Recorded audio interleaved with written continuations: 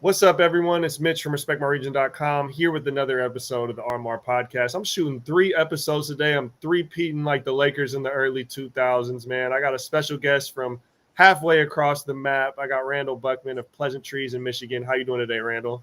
Doing good. Thanks for having me. Yeah, I appreciate you hopping on here. I've barely started to dip my feet into Michigan. I always tell people I think I maybe had a layover in Detroit one time, but that's about my only experience touching soil out there. But your guys' industry has been blowing up over these last few years, so I'm super excited to have you on here. It's a good description. And there's plenty of cities I've done the same thing too. Just boom, in and out. Yeah. Maybe sat in your airport for a couple hours, grab some food or something and chilled. But I'm looking forward to getting out there. I've been talking to some of your team. I want to come tour some of your guys' facilities and see the fire you guys are putting out. Open door anytime. Awesome. So, man, yeah, obviously you guys are, state to state. There's different regulations, different license types that breed different business types. You guys are obviously vertically integrated and doing it at a pretty impressive scale for how long you guys have been around. Before I even get to that, I forgot my golden rule. Every guest I have on here, I always start their origin story around cannabis. So whether maybe go back, huh? Yeah, whether it's personal, professional, whatever you feel comfortable being vulnerable about. But I'm curious, kind of your origin story with the plant. It really started in 2009. It was I graduated college 08. Laws passed in Michigan for the caregiver that we could get our cards and grow for ourselves and/or 5 or 6. There was 5 patients plus yourself, so we got 72 plants. I hadn't grown a single house plant in my life, and/or didn't really know much about it. My grandparents, gardened. My parents not as much, more so busy just running a soccer practice, whatnot.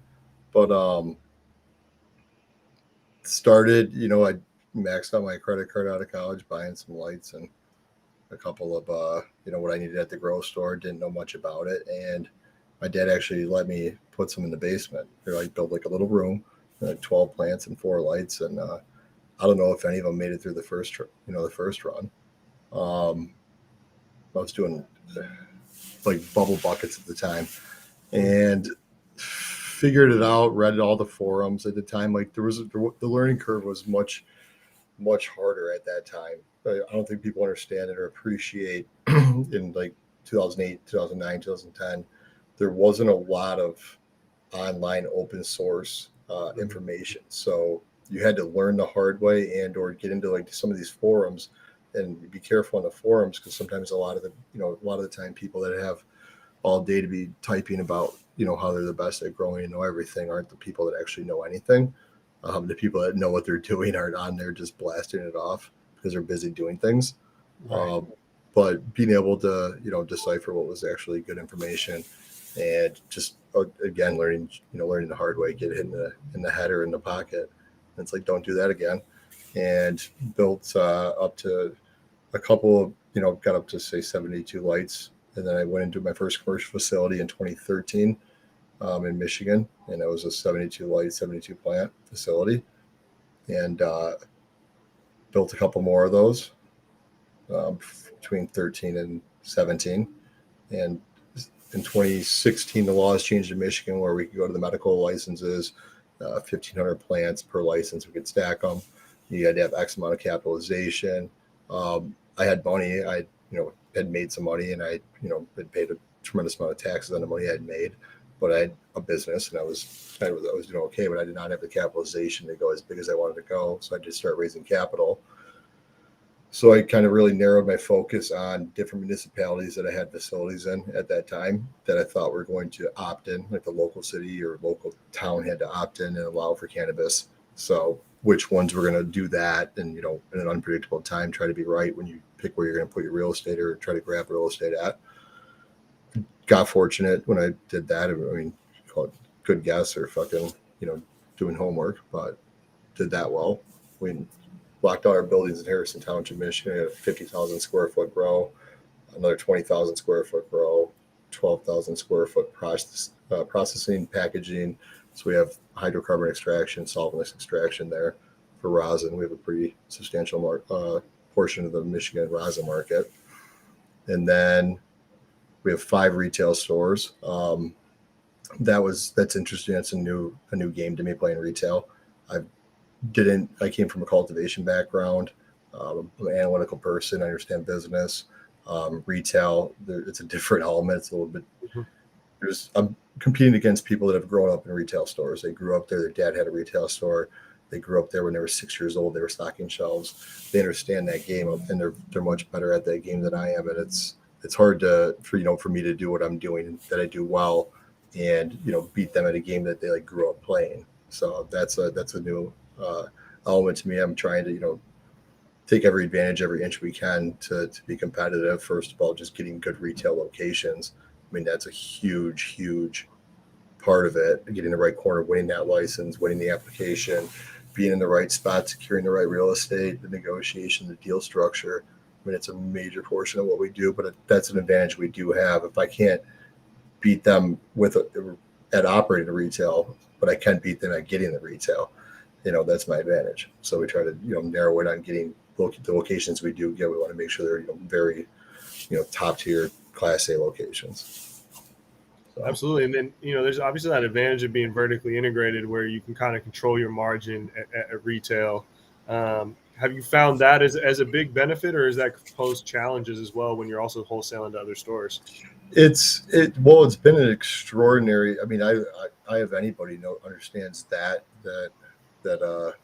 pickle. If what I found was when we came to market, we had a large grow early in Michigan. There wasn't a lot of weed. The prices were, $4,000 a pound as fast as I could grow it. I listed dispensaries. I wanted weed. People were sending me double what they owed me and just saying, "Oh, it's okay. Just send me more weed." And it's like, no, like you're back to the list. Like the guy behind you's been waiting just as long. And like, I only have so much right now. It was the good times. Our output at the time was probably 1,500 pounds a month, 1,200 pounds a month, somewhere in that range. And I had 0 stores when I came to market. So we're all wholesale. We had a good brand, and I spent serious money on, billboards and marketing, hired all the right or wrong people, all the people that were, had the right titles, whether they're the right people or wrong people, they had the right titles and their, skill sets, allegedly. But either way, I do have a brand. We had a brand. So we gained good market share, good brand recognition early in the game. And we hit that hard. But that was in January of 2020 is when I turned my lights on. July of 2020 is when I opened my first store in East Lansing. It wasn't another 6 months, almost 5-6 months before I opened my second store. And then it was a little bit of a break. And then in Q1 of this year, I opened 3 stores. So I went from 0 stores, so all wholesale. And my wholesale prices are good. I'm not competing with any of the retailers with my own stores. 1 store in East Lansing up at Michigan State. I'm not a big competitor. Okay, it doesn't affect me. Second store was in Hamtramck, and it was kind of like a one of 3 stores. Not a big competitor with people. Then I opened up 3 stores right on top of each other. And what happens is if your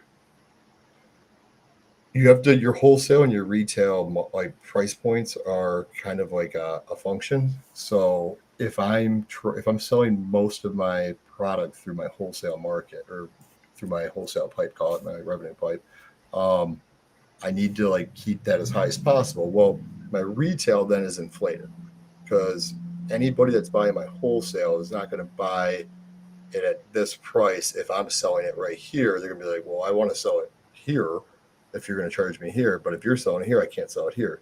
So I'm overinflating my retail price to protect my wholesale price. Does that make sense? I'm inflating it up because more of my product's going through my wholesale. And the difficulty is making that transition to focusing on my retail where, okay, am I servicing my retail first? Do I have the cheapest, best prices at my retail? And I'm selling X amount, or whatever the excess is, or buying the excess third party and raw, biomass or whatever, and then packaging it and selling it to fill my revenue pipes.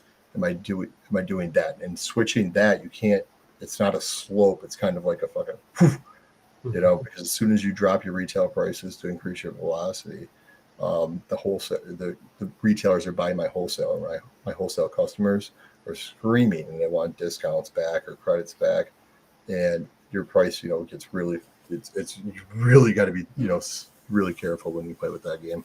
And I just did that transition probably 2 months ago, so it's been interesting.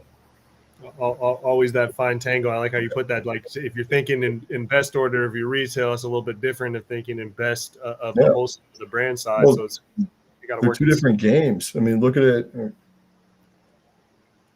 from the perspective of like if I have 70,000 square foot of cultivation, and I want to maybe I want to silo. Let's look at my cultivation, my processing, packaging, distribution, and my retail is like 3 different silos. I want them all to be the maximum performers, right, in their sector. But if I'm saying that for my cultivation, what's the best thing for my cultivation? Monocropping. I should be monocropping fucking, big rooms of the same thing and dialing the climate and crop steering the shit out of that room to be perfect for that fucking strain and maximize my batch sizes. So my cogs are spread across the maximum batches. That would be the smartest thing for my cultivation. That's what I should be doing, right? But go through my processing and retail. Now retail needs variety, and I can't just have, we got, whatever monkey mints for, that's what we got this week. You know what I mean? So I need variety there. Well, it becomes a function of if I can't monocrop enough variety and enough consistency to take care of my stores, well, then I need to start buying product to have the variety for my store. That's different than trying to feed everything at my stores out of my grow, which then cuts the knees off of my grow. You know what I mean? Mm-hmm, mm-hmm. So if you want both to be successful, you have to do different approaches in silo. Yeah, that's a smart way to look at it. I know a lot of people in vertically integrated areas have a it's a fine line that they gotta tangle with. On the topic of strains, I'm kind of curious. Regionally, we see cultivars, whether they've kind of been embedded in the legacy market of there, or they're following the trends, which trends are now popping up everywhere. It used to be kind of California really pushed a lot of the trends, and still does in a little bit of hype. But I know every market is a little bit different. The East Coast has been cultivating, Midwest has been cultivating, and been cultivators and breeders out there. What are some of the popular strains that you're seeing, whether it's through your cultivation or just in the Michigan market as a whole? I mean, I think in Michigan it's different than strains. It's more like brands or like cultivator of the strain. And what I'm seeing in Michigan, as the market's compressed so much and it's been commoditized so much, there's very few brands that have been able to maintain the consumer trust in a pre-pack. And I could think of 4 or 5 that have that consumer trust and they still have that price. But any brand that's really jeopardized that or gambled or played with that trust of the consumer to their brand or their quality, they're just another corn with the rest of the and listen, I'm not saying I'm immune to that either, but that's just like what I've seen as the market compresses. People people will buy just cheaper and cheaper and cheaper weed. So like to stick out as a premium brand is difficult, and that's the only people that do that are the ones that just consistently always have the quality and they demand that respect because they've never played with their quality, and it's becoming more and more apparent now. Right. That's an important thing for the customer. If you're going to pay top shelf price, you got to have a consistent top shelf product. And, a plant as finicky as cannabis could be a challenge to deliver. Listen, I'm not saying we only grow top or premium product, but I think we have different levels and brands that hit different levels or sectors of the market. I think we're transparent about what that product is and what the value is to that shelf or to that sector. That I think that's the important part. When you're trying to sell something for what it's not, that's the problem. That's when you break the trust of the consumer. When you're transparent to the consumer and say, this is what it is, and this is what it costs. And that's why I think that's fine. And I think they understand what they're getting. But when you try to tell them something is this and they pay for it, it's not what they paid for, well, then you just broke that trust. Yeah.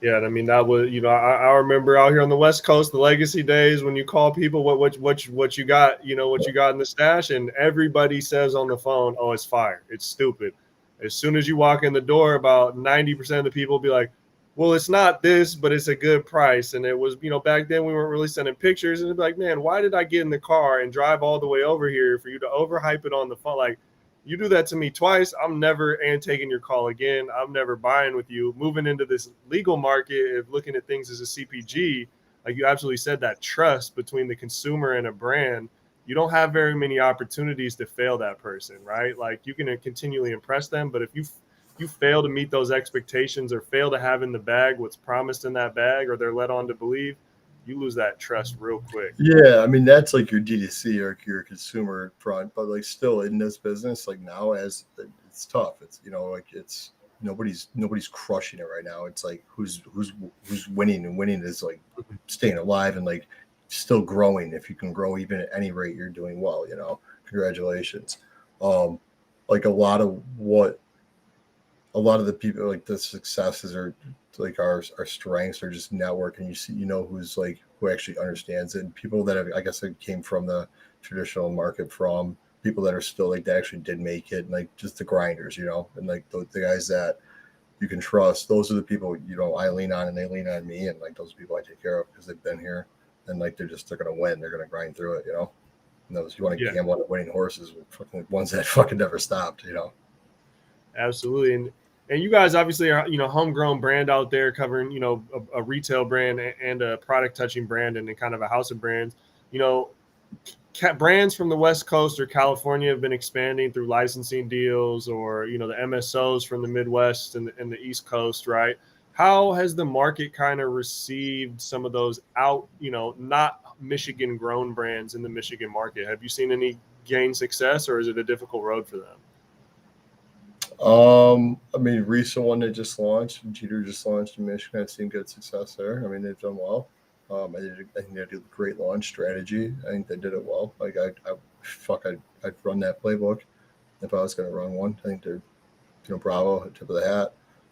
There's others that have had success. Backpack Boys, I think, has got a pretty good, pretty good market. I haven't seen the product, but I know, it's a hype brand. People want it. People pay extra for that name.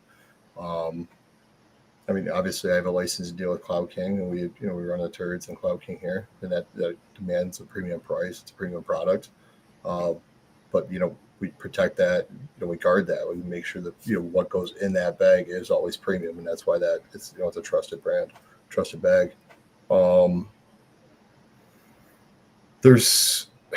There's others, other brands. I guess I've talked to a lot because I am a producer and I do have the full supply chain. So when brands do come to Michigan, like I get the phone call or I get the conversation. I've had a tremendous amount of them, and some it's just I look at the product. It's like, well, what makes you think this product's going to be successful here? And you have to really look at it like that. And I have to see if it fits into the Michigan market, or what the competing brands in the Michigan market are, and what makes that brand. What consumer attaches to that brand and why, or is it just hype? And some of the stuff's just hype, but like how much of it can you sell to hype, and like what are the rest of the market sectors? How much can you sell to the 40 to 50 crowd that's looking for gummies, or the Can of Curious crowd, and just trying to figure out that consumer, and then you have to do it by market too, or by location. You know what I mean? For like by different retails, they're vastly different markets and vastly different velocities on different products. One of my stores, it's like 60% gummies. I'm like, fuck, these gummies, but buying them, fucking selling them, sure, Yeah, and that's what I was going to ask. With 5 retail outlets, I'm sure the buying process, right? Because from whatever the consumer demand is, varies based on whether it's economic, culturally, occupational, right? Like there's different demographic makeups. 100%, little micro markets. Yeah, and how much they vary. I mean, that's impressive. You said 60% gummies at one store. Yeah, that's insane. It must be a bunch of old folks sitting around there, man, or something. I don't know. I do. I know. Yeah. Yeah. Trust me, I'll look at the information. Are you, one of the popular conversations I saw popping on LinkedIn lately, like beverages is a category that's been getting, in my opinion, way too much hype. Like it's a great category. The growth that it's seen is impressive. I think the growth is going to continue, but I'm seeing wild statements like cannabis beverages will be the biggest selling category in cannabis. I saw someone today said it's going to overtake gummies within a year, which I see. I don't even have time to read these articles, but it's music to my ears. I love it. I don't foresee, I foresee flower staying king, but I also don't, personally, I just don't foresee. I smoke joints. You know that. You Yeah. do know that now, but I prefer smoke flower. Well, I mean, I'll smoke rosin. I'll smoke pretty much anything if it's good quality. But I'm very particular about that. But I prefer flower. So you're speaking to the choir when you say flower is king. Yeah, and well, that's what I think. Like when you look at the consumer who only does gummies or only does beverages, there are some. I don't ever want to say there's none because there's always anomalies. There is the person who only does gummies and they consume every day. But your typical flower consumer is smoking a dub to a every 7 days a week. And your typical beverage consumer, I'd say, is probably drinking, I don't know, maybe one a week. Maybe, I don't know what the frequency is. It's probably not very high. Your flower consumer is much more of a dedicated consumer than anyone else. I'd say I'm pretty dedicated. So yeah, again, you're preaching to the choir. No disagreement here with that statement, man. So with you guys, oh no, go ahead. No, you go ahead. I was going to say, so at Pleasantrees, you guys obviously have multiple brands and SKUs under that. What are some of those product lines and segmented brands that you guys have in house? We have Pleasantrees, which is our house brand, which is the lesson of having a retail and the the product name the same, and the conundrum I'm dealing with right now. And then we have Good Enough, which is our value brand, and that's kind of it's a funny, it's transparent about what it is. It's good enough, and it's something. Unfortunately, sometimes it's based on potency. And Michigan's a potency-driven market. The market, velocity and price is driven by potency. So if that's what the consumer wants and that's what the retail buyers want, the retail store buyers, that's what we have to have, and that's in order to hit that price or to get a premium price in some things. We also have the Cloud King, that's a licensing deal, and then Turds. That would be a premium brand. We have the Pistol Janes we're rolling out, the female-centric brand. We're going to run that probably in I think that runs in our second and third tier, into like a B and C, maybe some like A, and that's going to have different unique products too, and not just flower for bath bombs and et cetera, et cetera. I'll tell you more about that. We have the Highly Casual, that is the beverage brand, and that one. You said, you're skeptical. Obviously, I have a different opinion because I went narrow and deep on that one. Our facility will be done in about 3 weeks, I want to say, and that was a pretty expensive build, and we're throwing some serious resources at it. We partnered with Blake's Hard Cider. It's a alcoholic cider company in Michigan, and he's extremely successful. He's expanding the shit out of his business, and he's got a great mind. Good dude, partner of mine. We partnered literally on the JV, so 50-50 on the middle, and they're good at what they do, and I'm good at what I do. I'm good. We're good. I'm talking for a team of 200, 250 people, so we're good at what we do. But that's why did I do that? I guess I'll ask a question and answer it. I'm a big believer in going narrow and deep on different market sectors. Like there's things I won't go after. Games that I look at every different opportunity I have is like ROI. Can I win that game? And if somebody already went to scale in a game, and they're already there and they can produce at such a low cost, I'm not going to play that game. I can't win that game unless I allocate X amount of capital to catch them right away. And if I have a better resource or a better game I can allocate that capital to, I'm going to play the games I can win. And that's what I've refocused myself on, is not playing every game, just playing the ones I'm good at and I can win, and building the right team to do that. And in my opinion, that's a smart approach. There's too many. Cannabis is something that knows, the demographic of cannabis consumer, is not one type of person. It's everybody. There's so many delivery and consumption methods. There's so many different demographics of people, whether it's economic, race, where they live, occupational. Like everybody smokes weed, and so many companies I see try to be everything for everyone, which is an impossible and probably the most expensive task you could ever be. So I think that's a great approach of looking at things like, how can I win? How can I win significant market share? And then that's what I'm good at. It's more fun. I'm better at it. Why would I want to do stuff I'm not good at and lose? No, let somebody else play that. I'm gonna win here, here, here. Absolutely. What do you think, like in the Michigan market, what is like your average, kind of your average, or I guess two different things, I guess, that I'm curious about. What's the cost out the door for top shelf eighth of flower, and then what's the cost of like the average, like the high volume mover flower? I mean, when you look at cost, like I'm a costing fanatic, and like I show you some crazy shit on cost, and I go granular on it. But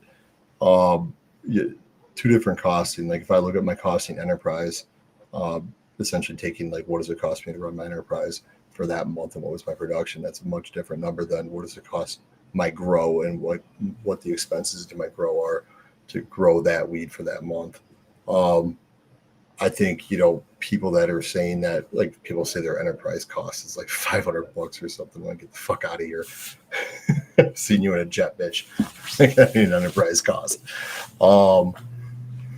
If you're gonna enterprise, probably like $1,100 be competitive. If you're running like much higher than that, $1,200. I don't know if you're at $2,000 a pound, like you're not selling it for $2,000 a pound, so you're definitely running probably out of business soon if you're not out of business yet.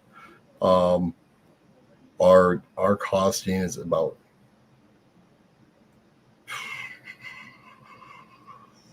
$1.42 a gram dry. I want to say. Okay.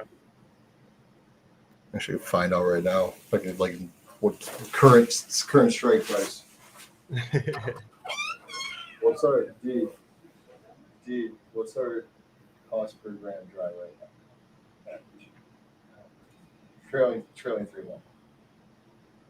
Click calculating. $154,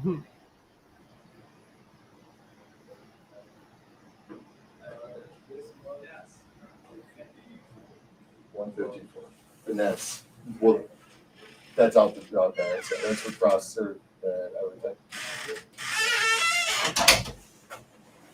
$1.54 a gram, and that's got all my. So you were close. You said $1.50. You guessed $1.50. So well, it moves. So that's tied to like all my aggregated cultivation overhead costs for both grows, and then the production that comes out, and then also the aggregate cost at my processing and packaging facility, and then what comes out of there. So that's not just like my grow cost me $1.54 a gram. That's what it cost me to run all the facility to put, not the cost of the bag. The packaging we keep separate because our packaging does fluctuate when we change package or new products, etc. But the cost to get the product through that entire supply chain to a store. And then what does it end up be for the consumer out there? What's like the out the door with tax price for like an eighth of flower out there? Oh shit! I mean, dude, there's people selling eighths for $50 package. I mean, a lot of deli now bulk. Everything's bulk. Like I said, the brands have really lost. The consumers really lost like trust with the brand. So there's not a lot of brand, or there's a lot of milers, but not a lot that command any premium price. That's rare, and that's what I was saying. There's like 5 or 6 that are trusted brands still. We sell the turds. I want to say still sells for $60 an eighth, but that's like the outlier, and it's random. We do small runs of it, so it's scarce. And scarcity increases value. But if you're just trying to blow stuff out, like most of it's not going for very much, man. $20 for an eighth, 25. Yeah. Probably similar to most markets, to be honest. Yeah, that's what like the markets that on like the West Coast that are hit right now. Yeah, that's like I live in Washington, and that's about the top end of the spectrum for the best limited, about $60 with tax an eighth. But you can get some decent for 30. I think our average like top shelf, like I wouldn't touch anything below it. It's like 45 to 55 out the door with tax. Yeah, I mean that's like the turds is an outlier. That's like some of the most expensive weed in Michigan, I would say for sure. And it has velocity because it is so scarce. So Yeah, and that's something I noticed even from just Instagram. It seemed like Cloud King built a pretty big following in Michigan specifically. I know you got some following in California, and it's available up here in Washington as well. But I think Michigan was one of those markets that really picked up and ran with this stuff. Well, he moved here, dude. He was my COO for a year and a half, 2 years. Yeah, he's the homie. So like he moved back to, I think he's in Washington or Oregon right now, the fam. But yeah, no, he lived here. He was part of the company for over a year. Okay, that makes sense. And then I know you guys work also with the community as well. We had featured you guys had the Battle of the Bands, the potency test, I believe. I know we wrote an article about that. So I'm kind of curious your approach of like beyond just the cannabis and kind of working with whether it's the music community or just the greater community of just that involvement. What's your guys' approach on that? Well, I would definitely say my partner Ben, definitely has the music in him. I don't know if I'm sure the article covered his background. We think it's important to if you want to be a brand, you want to be a household name, you have to be a part of the community, you have to be part of the culture, and we think that's important. And it's so hard when the times are tough to justify putting on events and marketing expenses, but those are unquantifiable. Those are the things that matter, and why people buy your product when they go into that store. I'm in 350 stores. Why does that store buy my product? They buy my product because that store, through the people, their consumers buy my product. Okay. So as long as my product's going like this in their store and they're making money, my product's always on their store shelf. And that's what they want to see. I don't want to talk to the store that bought a product from me and it's been sitting there on his fucking shelf.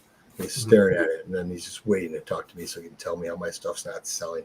I want my product to move, and I want people to be happy with it. And the us being involved in the community and being that household brand and personalizing our who we are as a company. We're people. But, this isn't run by a corporation. I'm not a banker. I grew weed. My dad didn't give me the company. My dad didn't write the check. I built it. I had to go chase money around, Canada and fucking the whole Northeast, West, U.S., anywhere. Any meeting I would take to put it together and do what it took to build it and raise the capital. That was a whole new world to learn. But yeah, I lost my train. I was going down a rabbit hole. You're good. And obviously at this point, you guys have reached a pretty impressive scale, especially in a short amount of time for a singular market. Is much of your guys' future focus going to be? It's a battle, man, because like a lot of this is long game shit. Like we're now just realizing like efforts we put in 3, 4, 5 years ago on real estate, holding real estate, chasing real estate. And now like the applications have gone into those municipalities, or they're finally doing their selection process and we're winning dispensaries. And it's like, fuck, I've been sitting on this real estate for 3 years, burning money as I'm trying to build my company.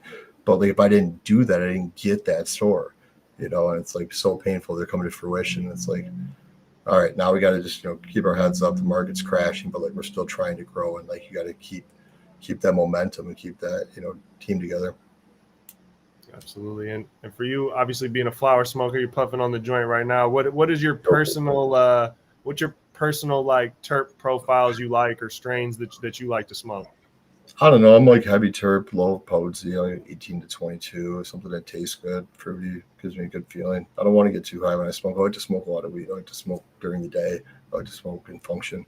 I don't like to smoke anything too potent. I try to keep my, something 18, 22, 23, 24%, some TNG, anything that's unique, tastes good. I don't need some 30 whatever percent. I can't smoke a joint, or it puts me out where I'm actually not functioning. I'm like a highly functioning person all day, like too many hours a day. So I don't like to be going slow. Yeah, I can mess with that. And then you said your flower, you're not big on the edibles or like the concentrates and stuff on the regular. Nah, man, they put me down too much. It's like if I took 20 milligrams in an edible, I'd be high for sure. If I took 30, I'd be like uncomfortable and start like, playing games in my head on myself and getting paranoid. I don't like that. So I try to, keep myself 20 or less. No, I can associate with that. I'm a heavy flower consumer. I dabble with the edibles, but take it easy. And I don't do the dabs, man. A lot of our staff goes heavy on the dabs. I'll do a little bit. Just like not like often, I guess I haven't done a dab in a long time, but I used to more often. Yeah, I'll do a baby dab of some rosin, but I don't want the whole I'm not trying to sit here and take multiple dabs. That shit will have me Or yeah, we had these like rosin. These are like disposable. Right there. This right here. Oh yeah. Rosin pen. That's our disposable rosin cartridge. And that's what I'd heard. I actually asked around the market quite a bit, and that's Pleasantrees seemed to have a pretty good name in the solventless market in Michigan. I had 57%. Was the last stat I saw of the rosin market. We had, like I mean we as a company, a team here. That was probably 2, 3, 4 months. Probably fucking actually 4 months ago. It's been a minute. There's a lot of people coming after the rosin market, and they're selling it so cheap. It just makes me wonder, like, what is their costing, or like who's producing it for that? Because I know what it costs us to produce it, and obviously we do use indoor flower. We grow strains for that. So I mean, I guess my cost would be higher, but I'm growing strains that yield high. So that would drive my costs down. I know, like, if you fuck it up in solventless and you wash too much stuff, too many strains that are, or you're testing, like, it's expensive to test and get the data of what the yields are in different strains and which rooms, LED versus HPS. That costs money to do that homework and to like actually put it to action. But if you're not paying attention, then I'm like, fuck, these guys are selling grams of rosin like $15, $20. Like, cost me $22 to make that gram. Right. I know what it costs me to put that in a box and put it on the shelf. So it's like I can't sell it for that, but I'm not going to. I'm just not going to play that game. Like, that's my product's here, and that's what it costs me, and that's what it's going to cost. I'll just make less of it. I'll find out how many people want to buy that product and will pay that price. Then I'll make that much of it. I'll make other things. That's fine. But I'm not going to lower my price and be an idiot and sell stuff for less than it costs me to make it. I don't do business like that. No, yeah. Knowing your numbers is essential for business, and there's a lot of people in cannabis that don't know their numbers, man. They come from the days of hustling and never quite had the right ledger or accounting, and now you move into all these different product types. Listen, don't let me sit over here and preach, bro. Like, I've been through it with all these accountants and whatnot. Like, you got to do it yourself, like some of the costing, or get somebody that knows how to do it. Like, unless you can see, it took me 2.5 years to get visibility, like, to where I feel comfortable with where it's at. And like, and I'm a smart person. Like, I wish I had it 2.5 years ago. You know what I mean? Yeah. It would help so much. Like, it's like, wow, I would have done things differently a little bit. But like, nobody has. People, 95% of people don't have it now. Fuck, I'm not mad at myself. I'm happy I have it. Now use it. Yeah, well, props to what you've built, because again, like I said, I've never really touched foot on your guys' soil, and I'm aware of the movement over here on the other side of the map. No, come through, man. Doors open. I'd love to show you our facilities, and give you a tour. Not even just all my facilities, show you other facilities in Michigan, show you what we're about in the Michigan market. Yeah, and there's some good growers on it, man. It's on my list, man. Maybe a little bit later in the fall, I'm gonna try and make a trip out there with the team and come create some content on the ground and try the we travel all around the country reviewing a lot of the best products. Obviously the West Coast is home, but I'm always surprised at what else is out there in the market. I'd love to surprise you. Hey, I look forward to. Well, I appreciate your time today, Randall. Is there anything else you want to plug before we get up out of here? Oh, man, I appreciate it. It's Friday night. I'm going to give you some time back. I'm going to wrap up my day here at the office and head home. All right, man. For anyone out there looking for more information on Pleasantrees, enjoy pleasantrees.com. Appreciate everyone for tuning in on the third episode of the RMR Podcast we ran today. We're on the North American Weed Tour looking at the best in legal cannabis across the country.